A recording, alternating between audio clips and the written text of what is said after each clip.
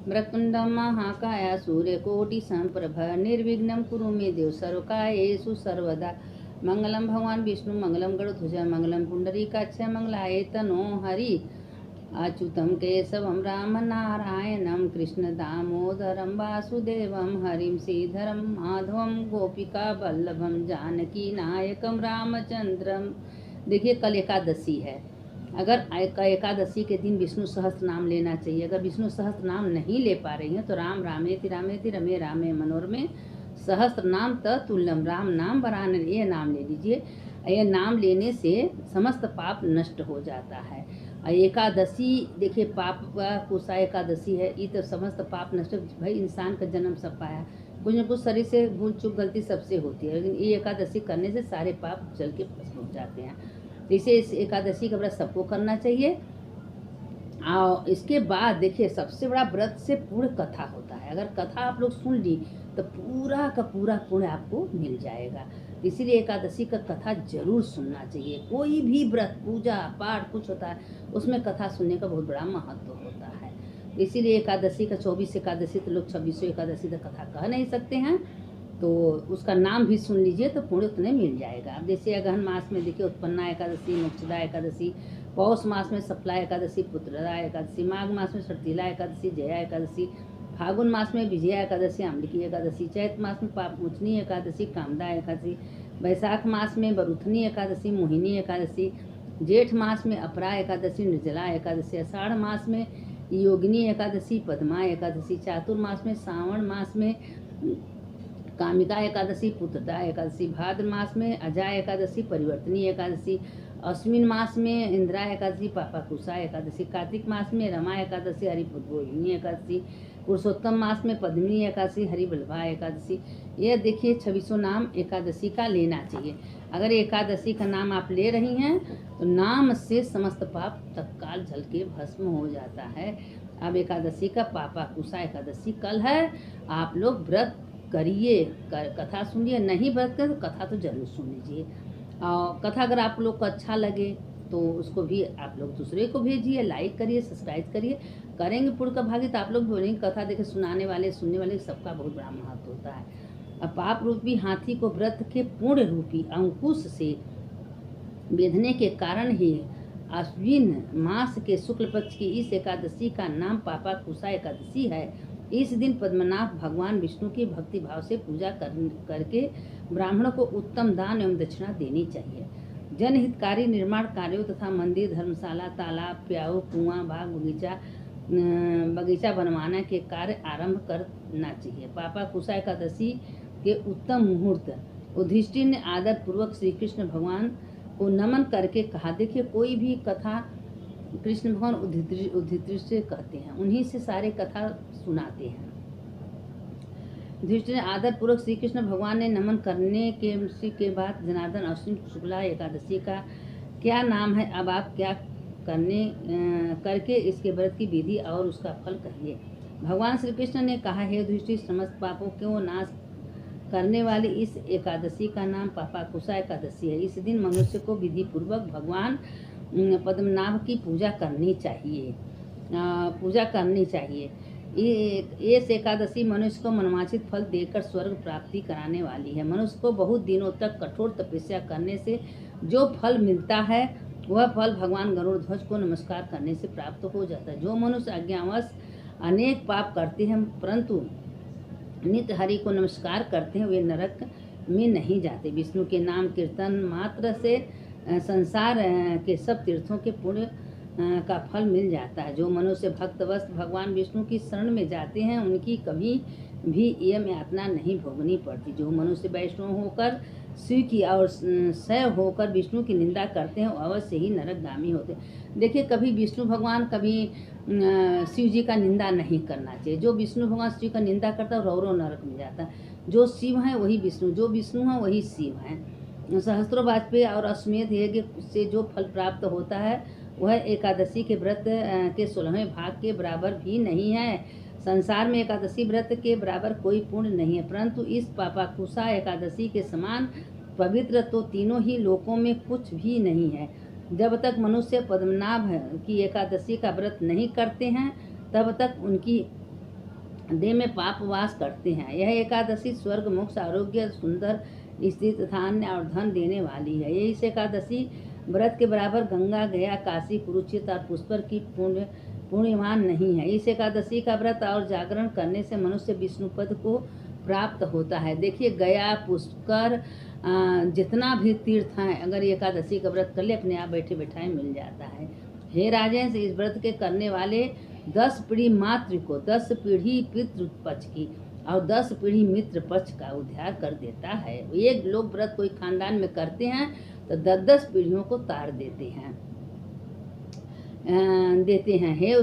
ये स्वयं भी दिव्य देह धारण कर चतुर्भुज रूप को पीताम्बर पहन और हाथ में माला लेकर गरुड़ पर चढ़कर विष्णु लोक को जाते हैं। उनको स्वयं विष्णु भगवान गरुड़ पर चढ़ के लेने आते हैं जो एकादशी का व्रत करते हैं। हे राजन, इस व्रत को करने से पापी मनुष्य भी दुर्गति को प्राप्त न होकर सदगति को प्राप्त होता है। अश्विन मास की शुक्ल पक्ष की इस पापाकुशा एकादशी का जो व्रत करते हैं वे अंत समय में हरिलोक को प्राप्त होते हैं तथा समस्त पापों से मुक्त हो जाते हैं। सोना, तिल, भूमि, गौ, अन्न, जल, छतरी तथा जूती दान करने से मनुष्य यमराज को नहीं देखते।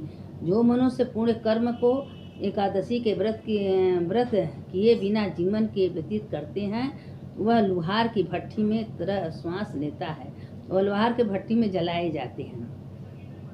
निर्जीव के समान ही निर्धन मनुष्यों को भी अपनी शक्ति के अनुसार दान करना चाहिए तथा धन वालों को सरोवर, बाग, धर्मशाला, गौसदन, मकान आदि बनवाकर दान करने चाहिए। ऐसे मनुष्यों को यम का द्वार नहीं देखना पड़ता तथा संसार में दीर्घायु, धनाढ्य, कुलीन और रोग रहित रहते हैं। संसार यह है कि धर्म से सदगति तथा अधर्म से दुर्गति प्राप्त होता है, इसमें कोई संदेह नहीं है। हे राजन, जो मनुष्य मुझसे पूछा वह सब मैंने आपको सुनाया। अब मैं यह सुनने की इच्छा है सो कहो। तो जो सुनने की इच्छा है सो कहो। जो इस व्रत को करते हैं उनके समस्त पाप नष्ट हो जाते हैं, तत्काल नष्ट हो जाते हैं। इसीलिए बार बार हम कहते हैं कि आप लोग एकादशी का व्रत जरूर करिए। देखिए, एकादशी का व्रत इतना महत्व है कि समस्त पाप तत्काल नष्ट हो जाता है। देखिए, दिन में हम कथा आप लोग को भेज देते, पता न क्या कारण से मोबाइल खराब होने के कारण से कथा नहीं पहुंचा, इसलिए शाम को फिर हम आप लोगों को कथा भेज रहे हैं। कथा कल एकादशी है, कथा जरूर सुनना चाहिए। अब देखिए, हम इसका भी एक कहानी बताते हैं, कहानी भी सुनना चाहिए क्योंकि एकादशी का है। एक बूढ़ा थी, वह हमेशा एकादशी का व्रत करती थी लेकिन कभी एक पैसा किसी को दान नहीं देती। इतना तक उनके दरवाजे पर कोई आ जाता था तो उसको भी खाने पीने को कुछ भी नहीं देती थी। अंत में विष्णु भगवान कहें कि ये मेरी भक्त है, इतना पूजा करती है, मेरा नाम लेती है, मंदिर जाती है, हमको प्रणाम करती है, लेकिन मेरा जप करती है लेकिन दान कुछ नहीं करती। बिना दान के उसको स्वर्ग में कुछ मिलेगा नहीं। भगवान स्वयं ब्राह्मण का रूप बना के आए कि भिक्षाम दें कह रहे थे, लेकिन उसने कहा कि जाइए दूसरे घर हम नहीं देंगे, तभी नहीं दिए। जाइए 2-4 दिन बाद आइए। अब फिर भगवान चले गए, 2-4 दिन बाद फिर आए, तभी नहीं दी। ऐसे करते करते भगवान भी हार गए कि इसका कुछ होने वाला नहीं है, कुछ कभी दान पुण्य नहीं करेगी। अब भगवान की कृपा से बहुत कुछ उसके पास था लेकिन कभी वो दान करना चाहती ही नहीं थी। अंत में भगवान हार गए। एक दिन ऐसे करते करते उसका जीवन समाप्त हो गया। जब मृत्यु हो तो भगवान के पास गए, यमराज लेके गए। यमराज से कहे, हम जिंदगी भर भगवान का नाम लिए हैं, विष्णु भगवान का आराधना किए हैं, पूजा किए हैं, हमको तुम क्यों ले जा रहे हैं? हमको विष्णु लोक ले चलो या शिव लोक ले चलो। तो कहें कि तुम शिव लोक विष्णु लोक नहीं जाने लायक हो। जिद किए लेकिन भगवान का इतना नाम नहीं थी कि यमराज भी हार गए। यमराज लेके गए उसको विष्णु लोक। कहे, प्रभु हमारा इतना हम आपका नाम लिए, भजन किए, व्रत किए, क्यों हमको? कहे, तुम कुल की, हम तुम्हारे दरवाजे 2-2 बार कहे साधु महात्मा बन गए, तुम कभी अन्न दान नहीं दी, ना कभी किसी को जल दान दी, ना कि जो दरवाजे पर सबको भगा देती थी। तुम्हारे पास हमने बहुत कुछ दिया लेकिन कभी तुम दान पुण्य नहीं किए। अब तुम्हारा तो गति होने वाला है नहीं। तो लगी रोने, भगवान हमको 1 हफ्ता के लिए और पृथ्वी पर भेज दीजिए, अब अपने पाप को प्रायश्चित करेंगे। कहें, ठीक है, तुम इतना कह रहे हो तो हम भेज दे रहे हैं। भगवान को दया आ गई, भगवान उसको फिर पृथ्वी पर भेज दिए।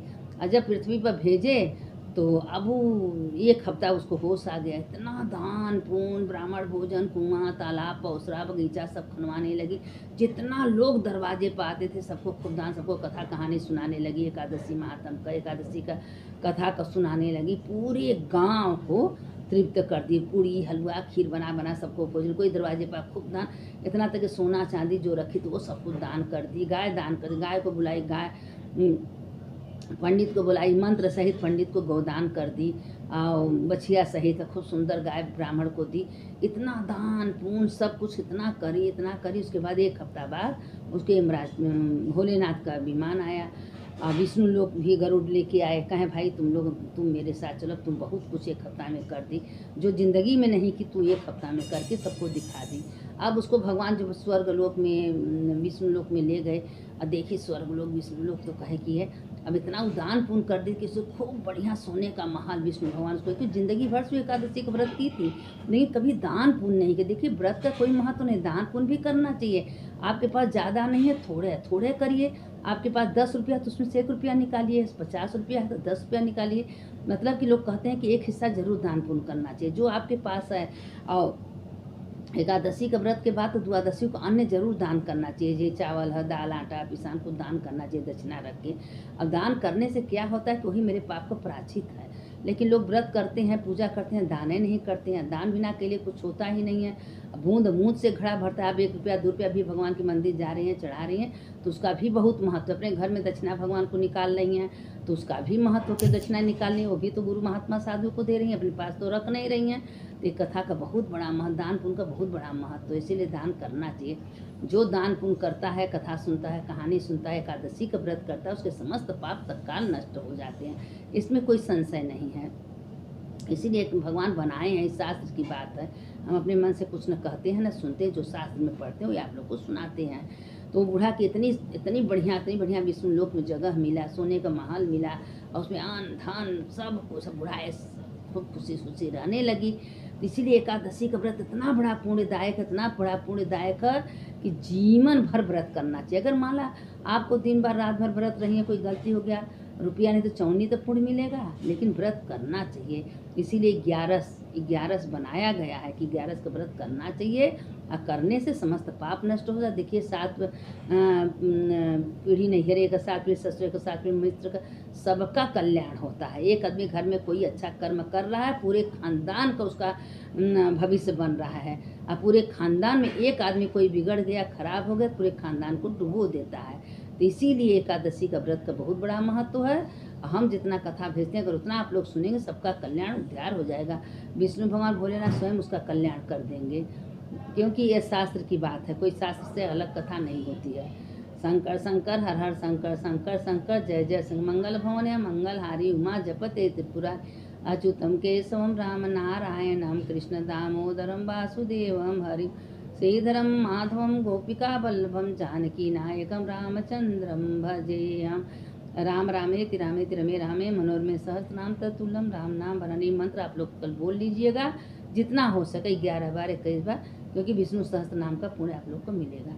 सुनने वाले की जय, सुनाने वाले की जय। हर हर महादेव, घर घर महादेव, विष्णु भगवान की जय।